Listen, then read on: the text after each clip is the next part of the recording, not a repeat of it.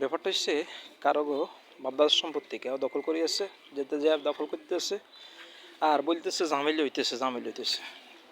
এই উপমাটা দিলাম এই জন্য যে এখানে বাংলাদেশের গভর্নমেন্ট ব্যবস্থা সহ সব ব্যবস্থার ভিতরে একই অবস্থা, যে বাংলাদেশের স্বরাষ্ট্রমন্ত্রী আসাদুজ্জামান খান কামাল উনি বলতেছে যে কি আওয়ামী লীগের মানুষের জায়গা জমি দখল করে বা রাষ্ট্র জোর করে জবরদস্তি করে দখল করে রাখছে, আর বলতেছে আওয়ামী লীগের লোক মারা গেছে, পুলিশ মারা গেছে, ওগুলার হিসাব দিতেছে। ছাত্র মারা গেছে দেন ওটার কোনো হিসাব নাই, আর ছাত্রদের উপর নির্বিচার অত্যাচার বা হামলা চালাইছে দেন ওই ব্যাপারে কোনো কথা ওরা কইতে বলতে রাজি না।